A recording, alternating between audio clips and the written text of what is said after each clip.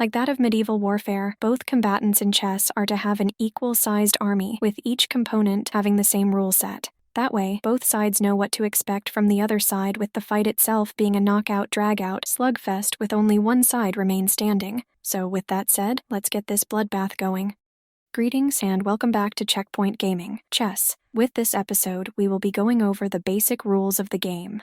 With chess, it is an abstract strategy wargame that is played between that of two opponents, with each player taking turns moving their pieces upon a square game board that is known as a chessboard, with the objective of each player being to put the king of the opposing player under attack in such a manner where the opponent's king will have no legal moves to perform. The player who has managed to achieve this has checkmated their opponent's king, thus causing them to win the game with the checkmated player losing the game. It is worth noting that leaving one's king open to be taken the next turn, moving one's king so that it can be attacked next turn, and even capturing the opponent's king are all forbidden from occurring. In determining who will go first, it is the player who possesses the light-colored pieces, followed by the next move being performed by the player that possesses the dark-colored pieces, with play alternating between the players in this manner until a winner has been determined. Each player will possess a move when their opponent has finished performing theirs. If neither player is able to position their pieces so that they can checkmate their opponent's king, then the game is deemed to be a draw.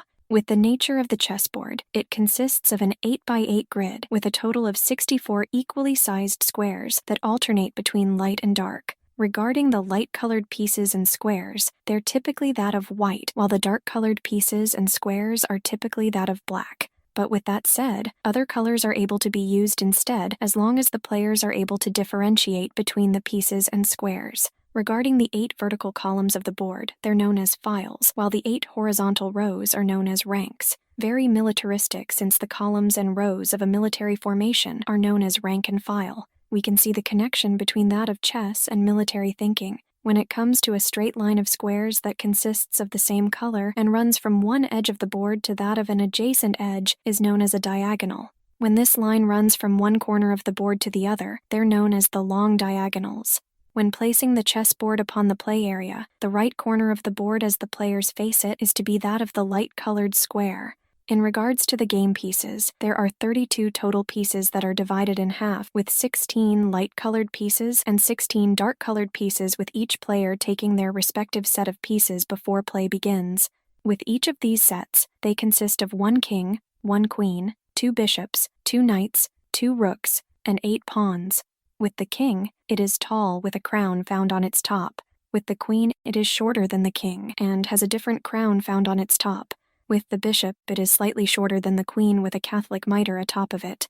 With the knight, it is slightly shorter than the bishop, and it consists of a horse's head. Maybe some celestial entities are playing a game of cosmic chess due to the existence of the Horsehead Nebula. With the rook, it is shorter than the knight and resembles that of a castle tower. And with the pawn, it is the shortest piece of them all, is conical in shape, and is topped with a sphere. With the initial positioning of each piece upon the board, it consists of the following. On the near row of each player, each rook is found upon the far square. The knights are on the adjacent squares, the bishops are on the squares next to them, and the king and queen upon the center 2 squares with the king found upon its respective color. With the pawns, they're found upon the second nearest row to the player, with 1 pawn found within each square. When moving pieces across the board, it is when a player transfers one of their pieces from one square to that of another. With that said, players are not allowed to move one of their pieces into a square that is occupied by one of their own pieces. But if it moves into a square that is occupied by an opponent's piece, then the latter piece has been captured and removed from the board.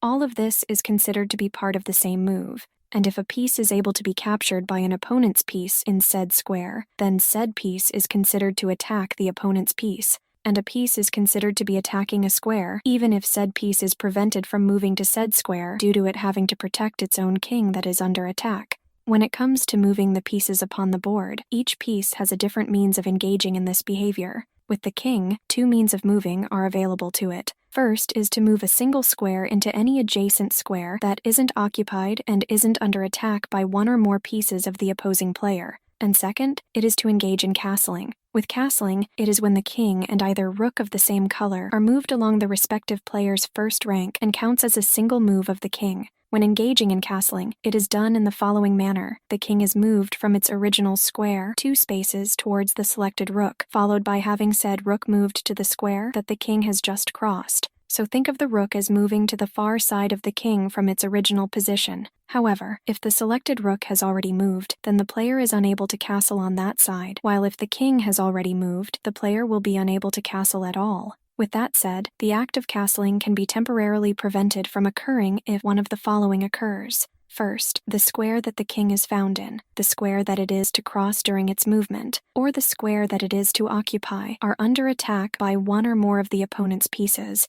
And second, if there is any piece that is located between the king and the rook that is to be affected by the castling process. So basically, a clear path is needed to castle. With all of that said, if a player wishes to engage in castling and they touch the rook first, then castling isn't allowed to be performed and causes said rook to engage in a non-castling maneuver. So remember the pecking order when in court. King first. A king is said to be in check when it is under attack by one or more pieces that belong to the opposing player. This is true even if the attacking pieces are unable to move due to them preventing their own king from being in check. No piece is allowed to be moved so that it would either leave their king exposed to check or to have their king be left in check.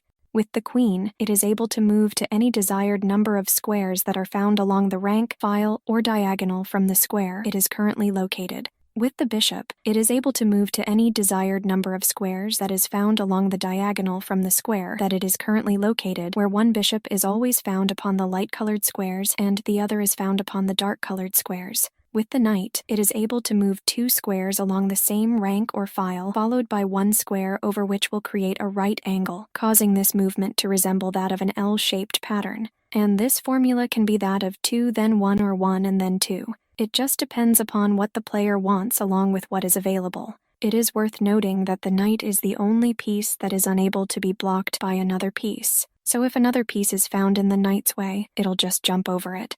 With all of the other pieces, they don't have this ability, so they can't move past a piece that is found in its way. Let's just hope that the knight doesn't kick any other piece in the head while it is engaging in this jumping maneuver. With the rook, it is able to move to any desired number of squares that is found along the rank or file from the square that it is currently located. When it comes to that of the pawn, it has a few movement options that are available to it.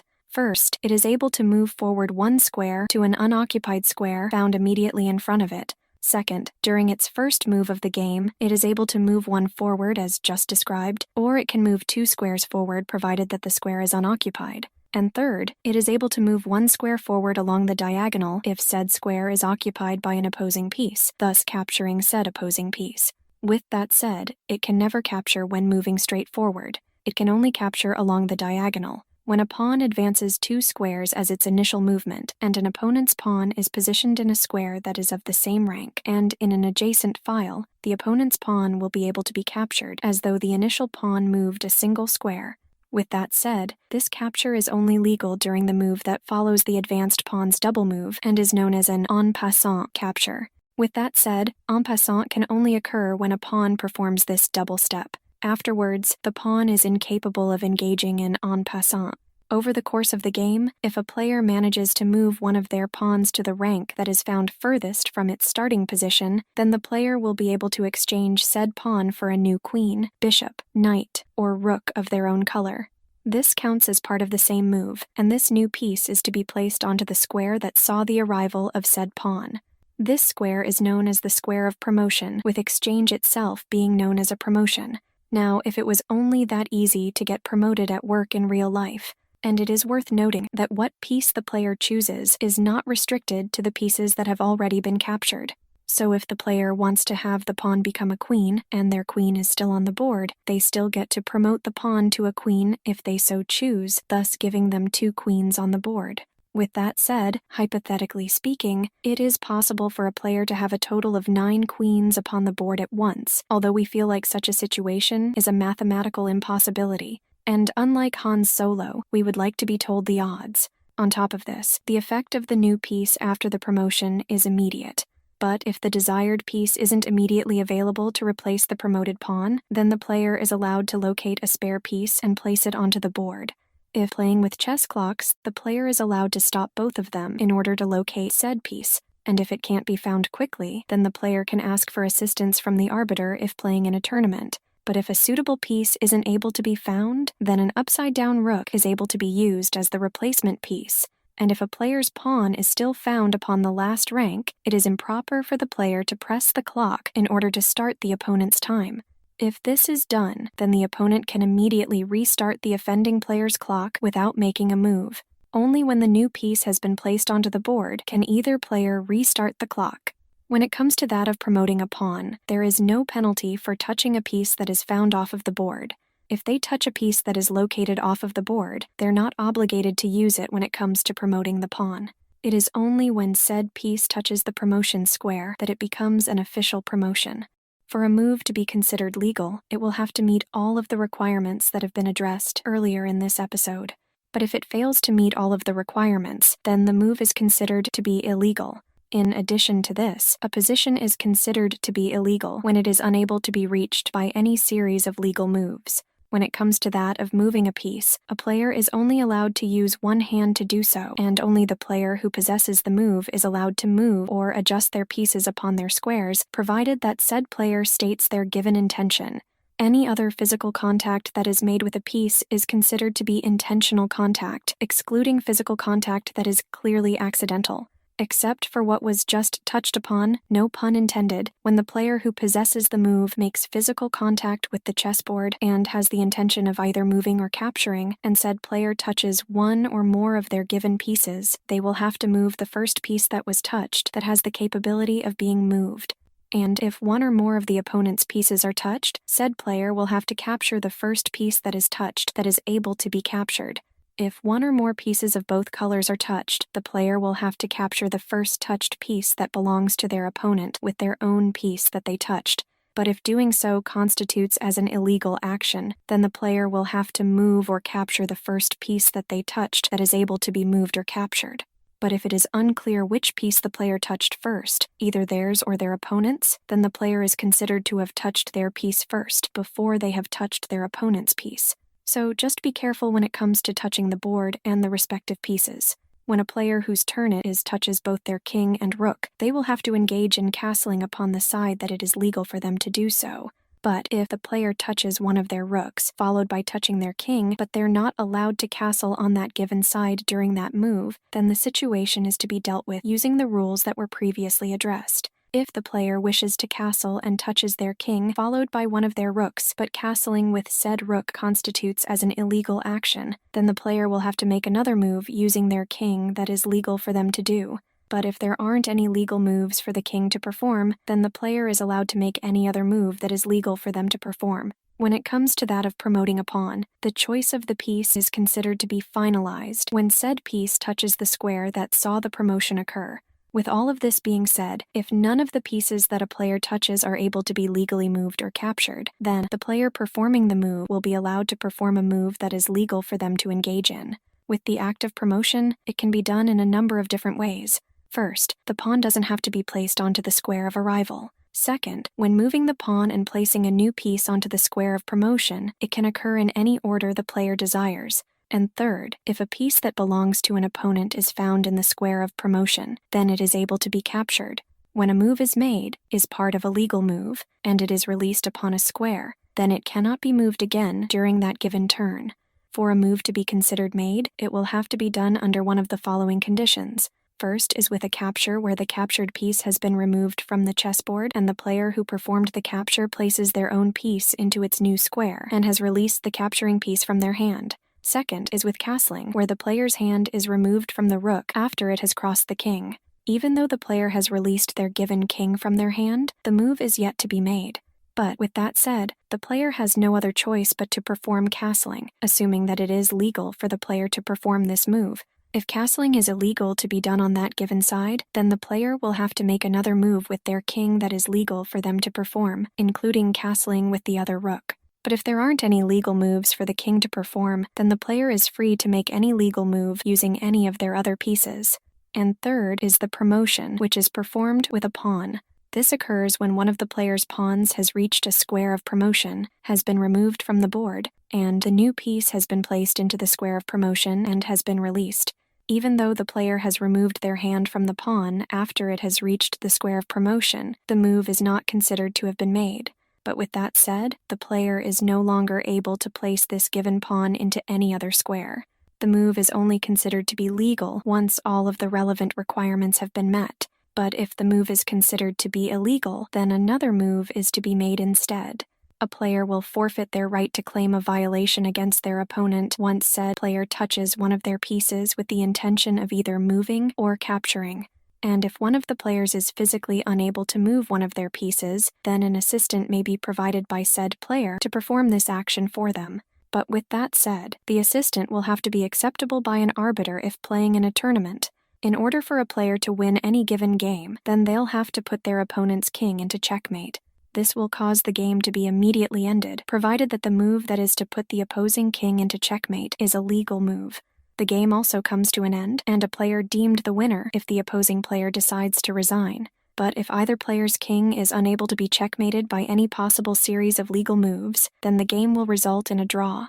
If a draw game occurs where a player that is to move has no legal moves, they're unable to check their opponent's king, and their king isn't in checkmate, it causes the game to be declared as a stalemate and results in an immediate end to the game provided that the stalemating move is a legal move. With that said, not all games that end in a draw count as stalemates. When it comes to that of a stalemate, the players are obligated to press or stalk the chess clock due to the stalemate taking precedence over the subsequent flag fall.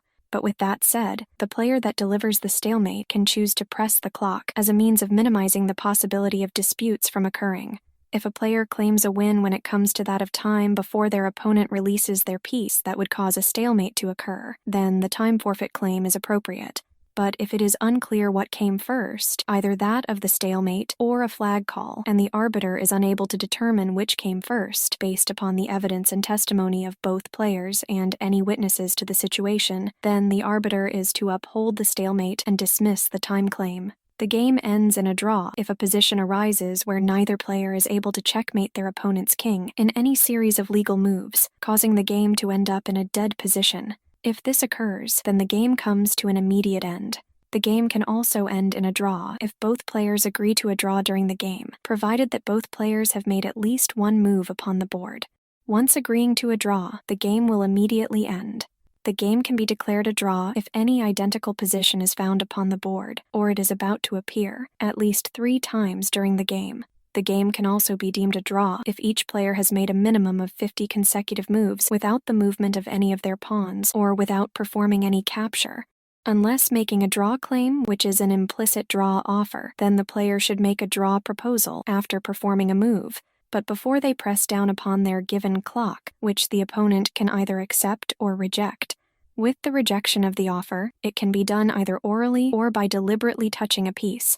Between the time the offer was made and the opponent decides what they wish to do, the player that made the offer is unable to withdraw it.